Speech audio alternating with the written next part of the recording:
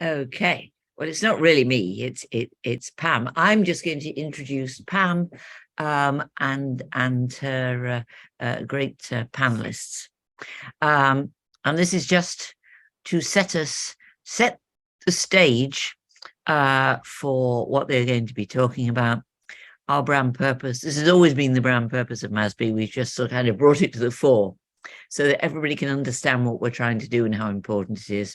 So to elevate the CMO to their rightful place in the boardroom, and how you can only do it by making marketing accountable and demonstrating its value. So that's the starting point for this conversation. And let me introduce, by absolute delight to introduce Pam, who is SVP and Chief Marketing Officer of Pernod Ricard North America. She has a long involvement with MASB. She's a trustee. She's also on the ANA board. She also has, a track record of working with great brands and doing it both on the marketing side and on the insights and analytics side.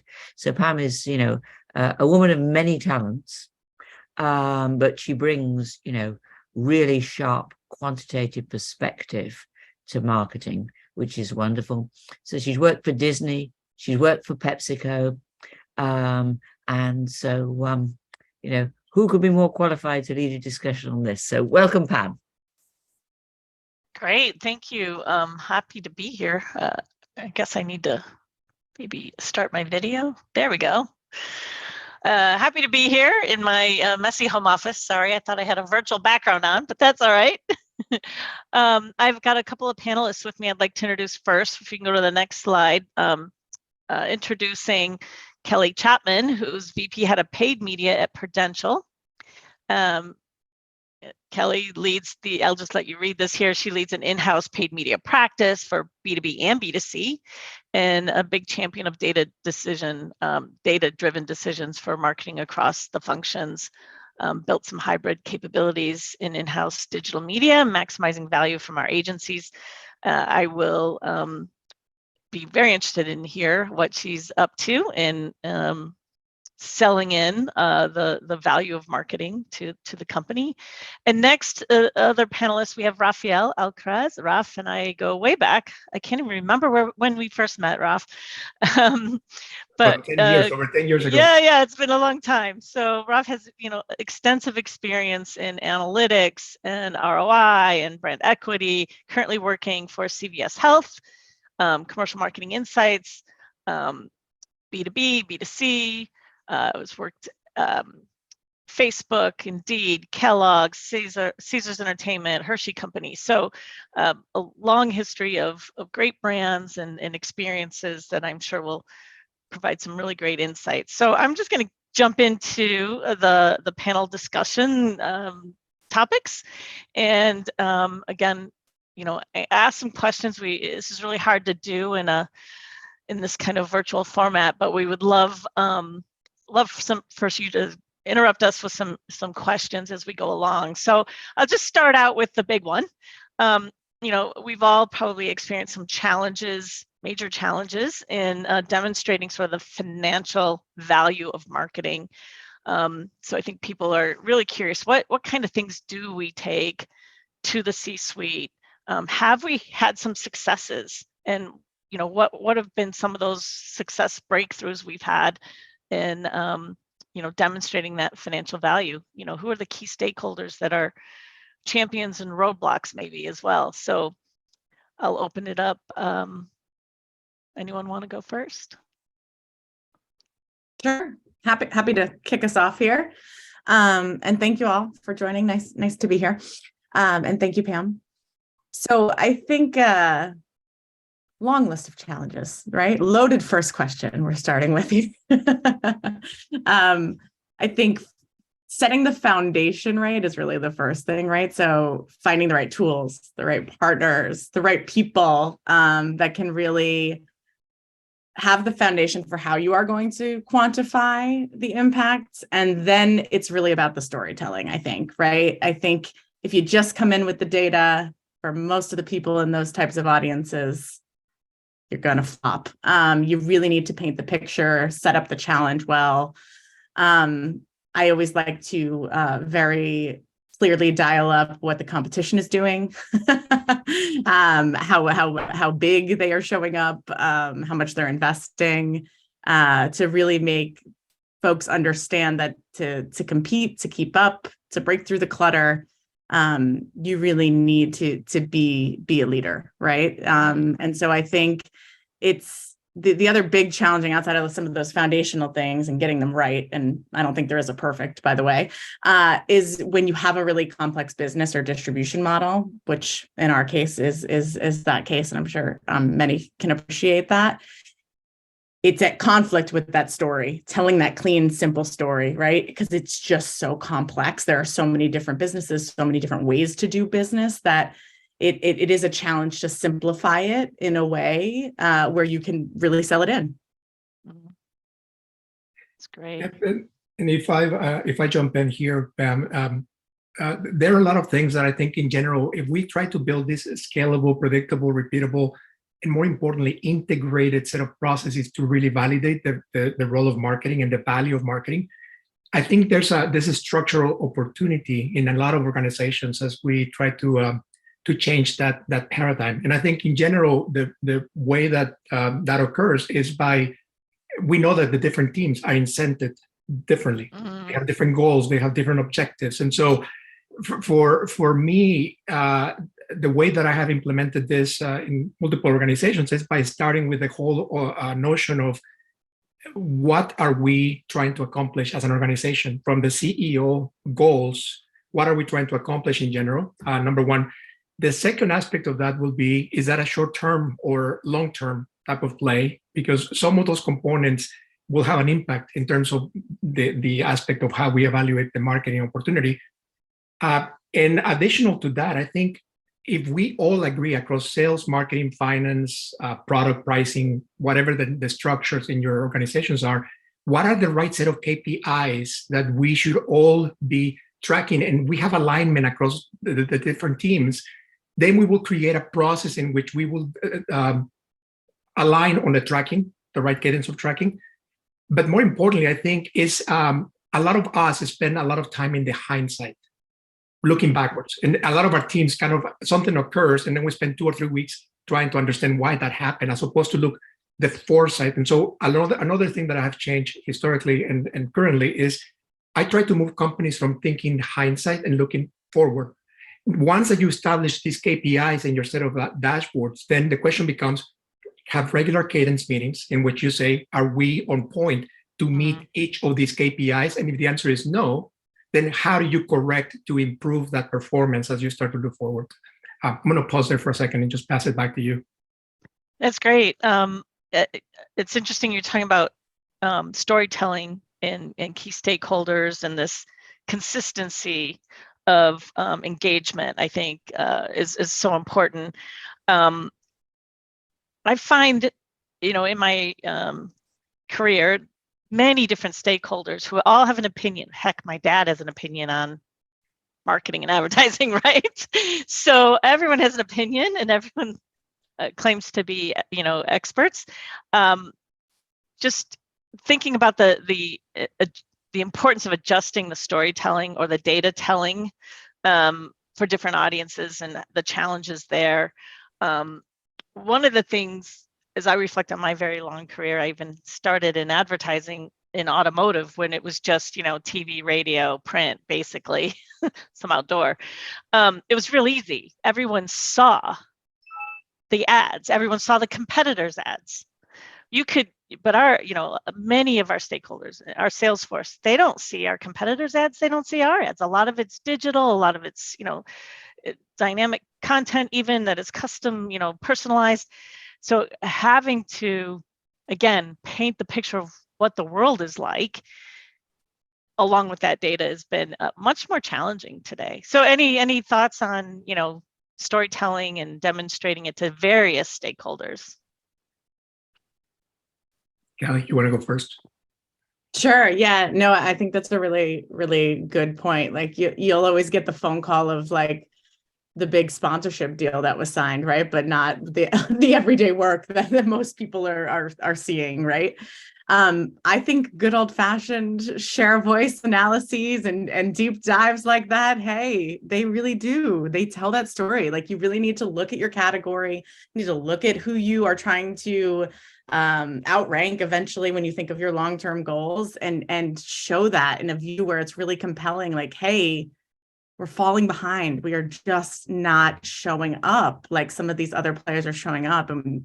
And we really need to give ourselves a fighting chance to do so. So, and I actually think that from a storytelling perspective, I agree with you. Everybody has opinion. Everybody likes to receive things so differently, right? And so, yeah, there's always some catering to it. But I do think everybody likes to win. And so I think there is some commonalities you can find with certain things, like when you look at a share of voice type of an analysis, things like that, where it's like you can hit on things that exist within most folks. That's great. Yeah, and I agree, Kalli. I think that the additional comment that I would make is that it goes back to the dashboarding and the KPI capability, that if you have alignment across that, the storytelling internally becomes much easier, because you start to follow the story based on those KPIs. So, for example, in many cases, we work in CPG, and now you work in insurance, and I work in healthcare.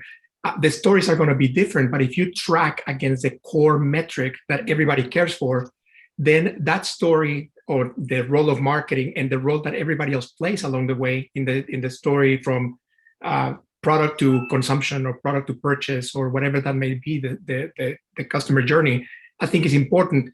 The other thing that I would say here, and it just became, the light went off when Kalli was mentioning this, is that in many organizations, we tend to do a lot of audits, but we don't do the most fundamental audit, which is what Pete Fader always tells us, which is a customer-based audit.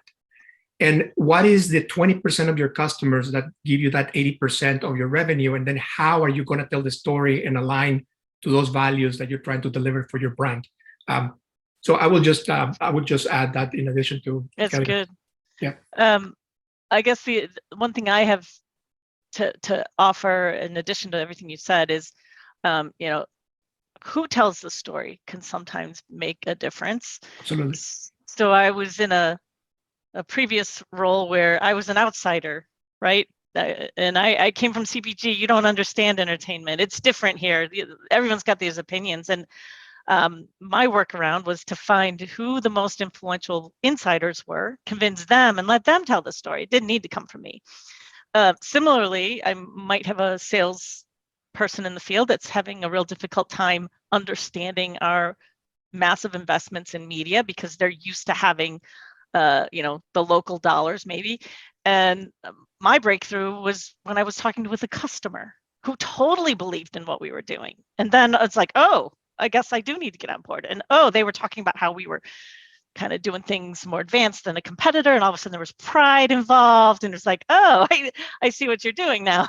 So, it's sometimes one small battle at a time, but you can find, various ways in, and it takes persistence. It's never walk in, present, done, go back. And it's a lot of skepticism, a lot of, there's parts of marketing and sales that are so easily tied to, you do this, you're going to get X, and others it's ambiguous, and having that measurement is really important. So I guess that's my next section of questions, is around measurement.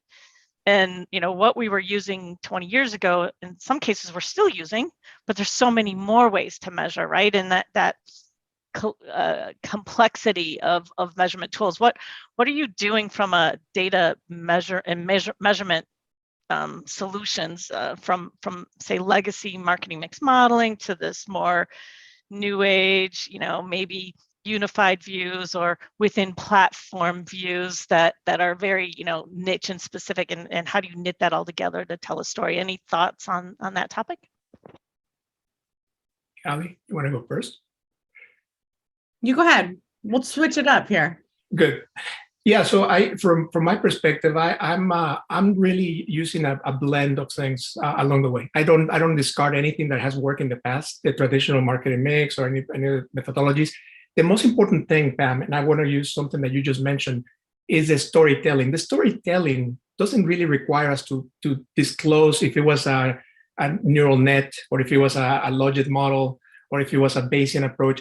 Nobody cares. At the end of the day, they care for the story if it's meeting the target, right? And so if we stick to that sort of measurement, and I use the word, I don't stick to a model, I stick to a set of constructs, because by definition, George Box, all models are wrong, but some are useful.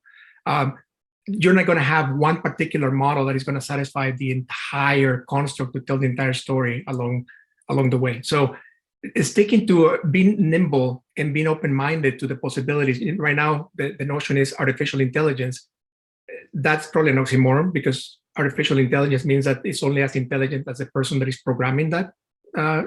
As of right now, eventually probably becomes something else. But just being open to that possibility. I know that there are a lot of black boxes solutions out there.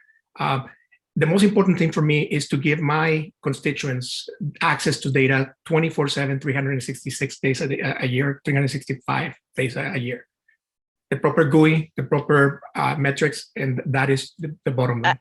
I think what you're maybe talking about is full transparency. Yes. And I always say, the road to accountability starts with transparency. Like, put everything on the table. Let's all understand what we're spending money on, why we're spending it. And there's sort of a holistic understanding, and then we can debate. But if we're not transparent, that's where a lot of questions. You got it. Kalli, how about you? Yeah, I was going to start shouting transparency. That's the perfect word, Pam.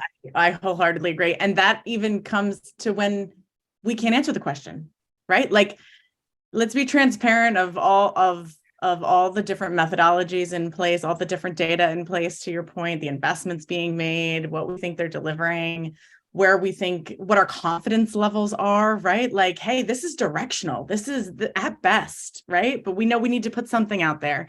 And sometimes, I mean, especially in our business, we have some of our B2B targets are just so niche that you're quite limited, right? In terms of what you can really get back. And it's okay to say, we cannot answer that question right now. We can't. Here's how we're going to try to get to answer that question. We can't. And I think sometimes there's like a little bit of a shyness to say that, right? To always want to be able to deliver. But I think, like, if we're just really honest and humble about it, it bodes well for us all. It's a great point. The other thing about this honesty is I try to remind, especially my finance partners, that this is not exact science math. It's about probabilities. It's like the whole, Billy Bean, Moneyball. Like, if maybe right now we're getting 4 out of 10 decisions right, in the future we're going to get 5, and then 6, and then 7, and then 8, and in the end we're gonna win more than we lose.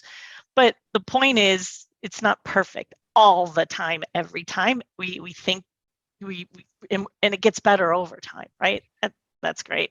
Yeah, if I can have a rebuttal on this, coming back, I think the other aspect of this that is very powerful too is the transparency, also the goal expectation alignment in terms of how are you going to hit those goals. Sometimes we set up goals that are too irrational. That's true. And we don't keep track of those things, and nobody voices out the notion of those goals are not attainable. And what happens eventually is that marketing, I'm just in marketing because we're in the marketing community, marketing doesn't work. Well, the reality of that is that the goals were really not logical. They were irrational at times, and we have to speak up. And people actually are receptive to that notion if you explain it and track them properly. That's great. I find that there's the realistic goals in the plan, and then there's the ambitious goals we send out into the world, right? And we just have to be clear which ones are we, monitoring and tracking against. That's great. I had another thought. I think you've both been in my meetings this week. Like, is that what's happening here? Yeah. Before we get off measurement, I'm going to go into another set of questions here. But before we get off measurement, we got a couple of questions I want to throw out. But I also was when you said black box, I was like, oh, that word, it just drives me crazy. And yeah, there are probably some suppliers who provide a metric that are black box proprietary. But as you know, MASB has an opportunity to do third-party verification. So when I run into those, black box type situations of proprietary solutions, I first look at what went through the MASB certification of a core metric that's repeatable, and those are the vendors we lean hard into for sure.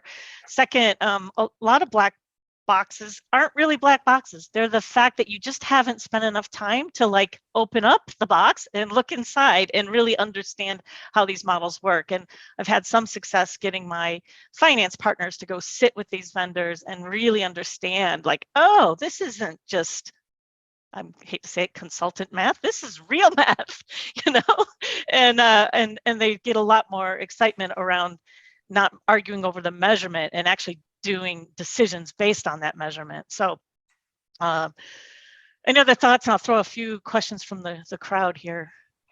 Yeah, so the black box concept, that you brought up another variation of black box. I was referencing more like the very technical aspect of the black box, meaning in some situations, for example, if you're looking at a market mix and do an agent-based model, you're not going to have the coefficient. Yeah, you're not going to have your elasticity, your beta.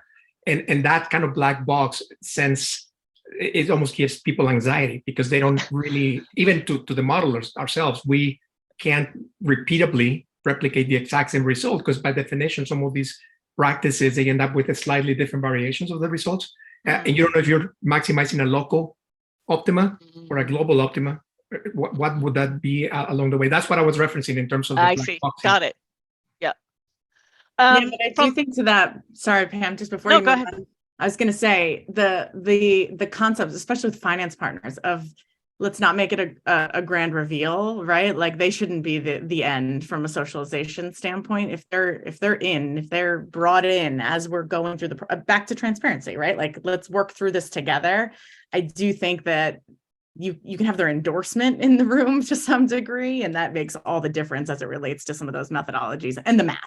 100%. Early in my career, I actually turned over the marketing mix model to the finance team and said, you own it, you present out, you talk to and they once they got into it, they were really into it. So they became not just champions, but co-owners with it. So, okay, from the audience here, Raf, what should be the core metrics you align different functions against be?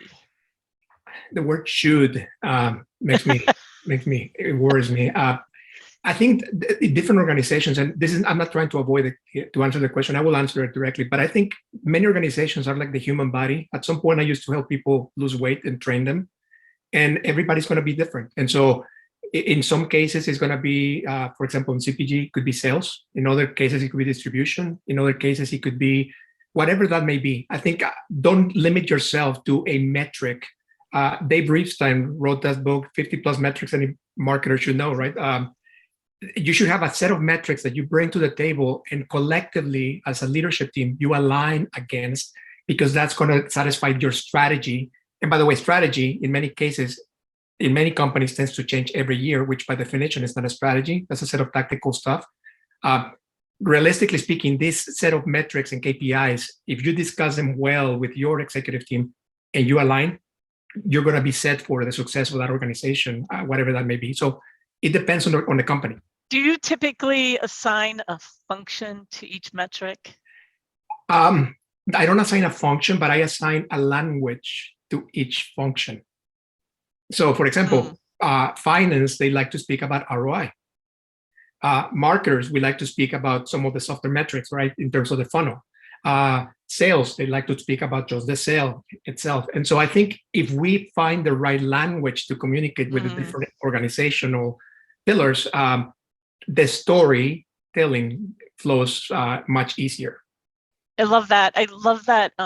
It reminds me of a provocative speech I gave once around behavioral economics and how good we are, right, at nudging consumers and using the right language to, promotion and prevention focus, but we don't do it internally. That's right. You know that a marketer is promotion focused. They want to be heroes. They want to be famous. They want to, make brands big and bold. But that is not the language of a CFO who's Correct. prevention focused, right? And it's all about saving or growing. And so you definitely have to alter your language. And I find, and I've talked about this in a panel with my CEO, who's a marketer at heart, and the importance of having multiple languages as a CMO to actually thrive in that C-suite environment, because otherwise you're discounted as you don't get it, right? That's right. And the other thing very important about this point that we're discussing right now is also the diversity of thought is materialized through the set of metrics that every organization should speak or should be referencing. And I think what happens is finance, for example, in many cases, because we go head to head all the time, because the first thing that they cut is marketing. And so what we want to do is to say, you know what, you should be open to the notion that we created this set of KPIs and you need to stick with that proposition. It's not about just cutting costs. If you cut costs, there's an opportunity cost associated to that. That's right. Like they cut the budget, but do they cut the growth rate? Correct.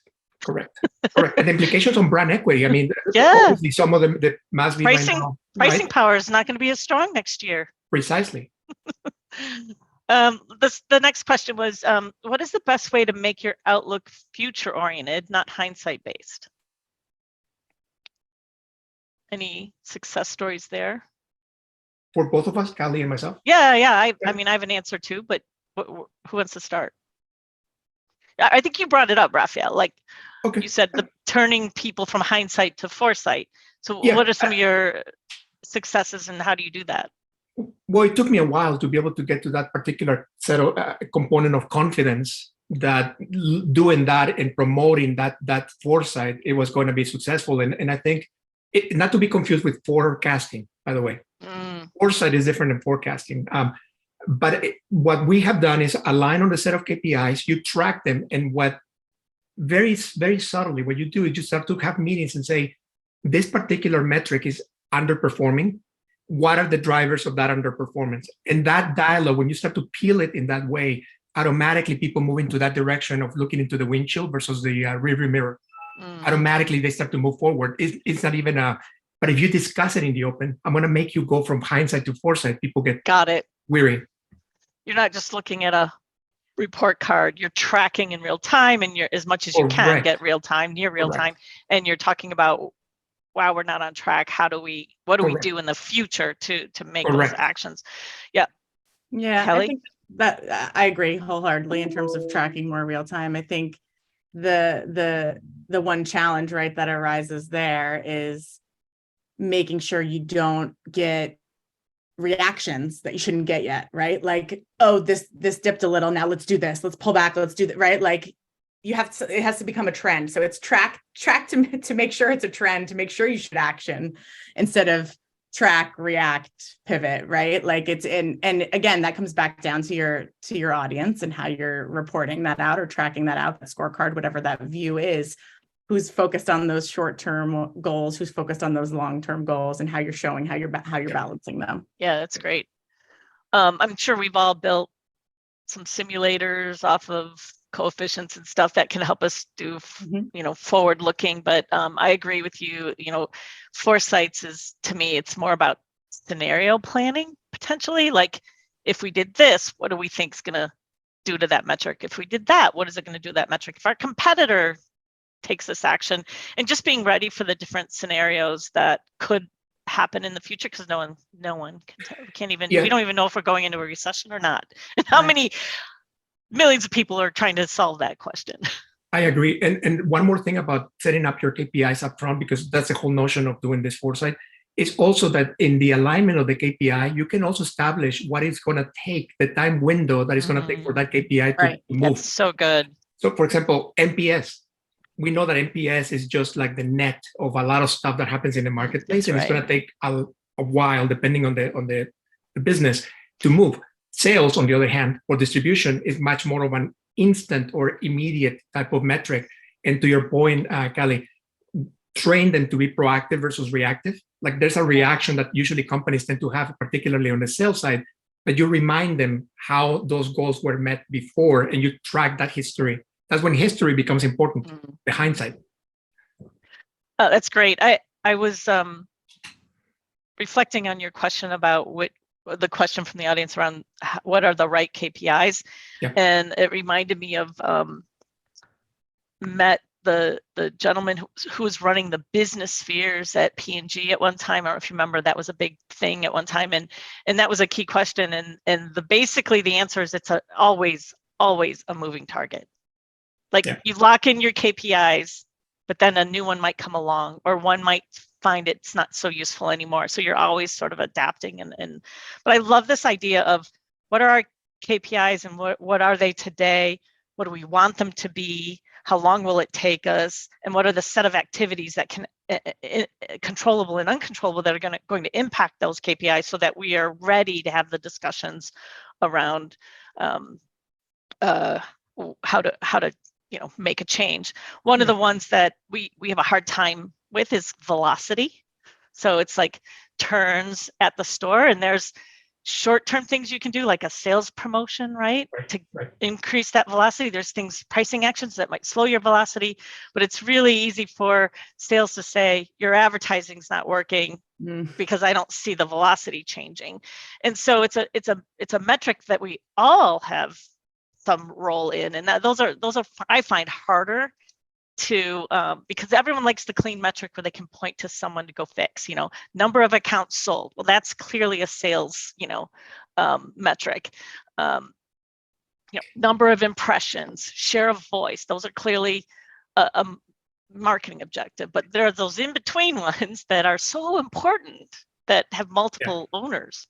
And to that example, Pam, I think the danger of not the danger, I should not use the word danger, but I think the challenge there and the opportunity is to really explain to them that, you can actually increase velocity. But for example, if you start to move the pricing lever too quickly, then what you're going to have is you're going to have an erosion long-term of the equity of the brand, which in turn is going to actually commoditize your business, and it's going to prevent you from further being able to sustain that sort of premium. Depending, some brands are premium. Yep, that's right. Discount them and you never come back from that, right? So that conversation, people, when you peel it apart, back to the storytelling, we're marketers, we can tell stories. Storytelling in the proper way, with the right tone, with the right message, I think people are really open to that. Great conversation. Let's see if I go on to another set of questions. How about this whole conversation around short-term, long-term? Seems to be, I've heard peers of mine talk about how, as a CMO, they're not even allowed to say the word equity. It's all about demand capture and short-term, right? Probably a business that's very much direct to consumer, and it's, the more people I contact, the more opportunity I have to sell, and it's very, lower funnel, I call it. So how are you managing through some of that? Yeah, I think that's a go hot ahead, Kalli. Go ahead. No, oh, go ahead. sorry. Yeah. That's a hot topic. I actually think it's one of the biggest areas of where wider audiences just need more education, probably than most things. It's simple and easy with short term, right? Like, quite frankly, right? I do this, look, watch, here it goes. It's you have way more skeptics in terms of long term, and even just like, to your point, like, pending who you're talking to, are you saying brand equity? Are you saying brand marketing? Are you saying long-term growth? Like, right? Like, how are you flipping that language again to make sure that it's something that they're going to understand and not come in like, oh no, you know what I mean? Like, come in already with sort of a defense on, or I don't believe in it. Because I do think it continues to be an area where you just have a lot more skepticism in terms of long term and investing in brand equity and like, but hey, proof, right? Like, at the end of the day, of course it takes a while, but there's a whole lot of data out there that we can show how critical that is and how it pays off tenfold. Yeah. And to that particular point, on the brand equity, I think people are skeptical against things that they cannot tangibly. We rely on our senses as human beings. We rely on seeing, hearing, tasting, touching, all that kind of stuff. But at the end of the day, if we do the proper customer-based audit, as an example, and you start to understand which constituency is the one that provides, the 20% of your customers that give you the 80% of your revenue, all of a sudden the time frame component, you can start to play with it short-term versus long-term. Because that constituency, you can start to play with levers like pricing or promotions or advertisement that is more bespoke to that particular constituency. And you can start to see that effect today versus longer term, meaning the equity that is going to take you to be able to build that funnel, the upper funnel to the lower funnel, transition of the people that are sort of borderline on your brand. You know, what you brought up for me as I was listening to you talk is this idea of knowing what business you're in. Yes. And I'm going to go back to the Byron Sharp a little bit here around subscription versus repertoire. Yep. And, you know, you're both are a bit more in a subscription situation, and that lifetime value of your customer and the health of that base is so important. Whereas in a repertoire category, it's all about that light user and getting that household penetration, growth. And sometimes it's about, always be acquiring, right? Always be acquiring new households, because you're going to lose, or you're going to win. The idea is to win more than you lose, because of the nature of a repertoire situation. So that's just something that came to mind. And Pam, to that point, to your point about repertoire, I think that an important point there would be, which you and I had these conversations a while back about share of basket, share of stomach, share of wallet. Right? You have different shares of that. You can sort of have that conversation and explain that repertoire differently, because it's not just a play for the customer, shopper, drinker. It's also a play for the retailer and the distributor. That's right. Yep. You're right. I'm remembering that conversation now. I guess we have one question here. When and how has measurement input changed strategy in your companies? I'll go first real quickly. So I came into this industry, which is of alcohol, and with a lot of premium prestige brands. And there was a lot of belief that we are a luxury brand. And if you just speak to the most important influencers, the rest will come. Well, we did a whole bunch of analysis on household penetration, just following sort of the typical analysis you would do. And the only brands that were gaining share and winning year on year were gaining household penetration each year. It was not about, the core users anymore. And we showed how the only way to reach those consumers was to be more of a mass market approach. And so that's a huge shift in strategy to take money from, very small bar activations to mass media. And we've continually improved an ROI and had to continually prove that that's working, because you can imagine there were lots of people with a lot of little budgets, and now we've got more of a centralized budget situation, and it's been a hard change, and it was a massive strategy change in how our company operates. So that's one example for me. Any other examples of how it may have changed your strategy in your company?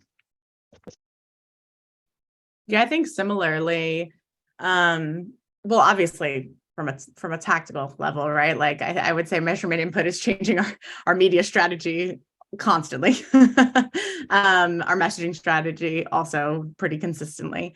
But I do think, like, to the point you were making, Pam, having people understand, even if your target is this, why you cannot just hyperfixate into that. We see that a lot, even on B2B, right? Like the tendency is, we're talking about this small audience of only 250,000 people, like, and hey, I really only want the ones that are selling to the high net worth clients within that pool, right? But it's like the value again of that broader brand presence, especially in climates like we're in today, where like people are just job changing left and right. There is generational shifts happening within a lot of these B2B segments, right? So I think more than ever, probably, at least what I'm seeing, the measurement input is even if it's not changing strategy, altering, shifting, and maybe to Raf's point before, maybe strategy is the wrong word in terms of thinking of strategy as that it's tactical long-term plan. Maybe it's more the implementation of that strategy. True. Yeah. I would say that we should be asking Bud Light that question right now. After the valuation just lost about $5 billion in the marketplace. So that example is very relevant, right? Because your point, Pam, you did the due diligence. You actually went after the audiences. To Kalli's point, you're hyper focused on one thing. And this is political views aside. It's just from a marketing perspective, as a marketer, there's a mark that you missed radically. And so that is an example of a very current of a very interesting case study. For sure. That I know will be written. I think our time is up and there's no more questions. So I think I turn it back over to Joanne. It was lovely having this conversation with you, and I hope the audience got as much out of it as I did. And looking forward to all meeting in person at our next MASB meeting. Meeting you, Kalli, and Pam. It's always a pleasure. And thank you, Joanna. Yeah, same to you both. Thank you. Ciao. Thank you all.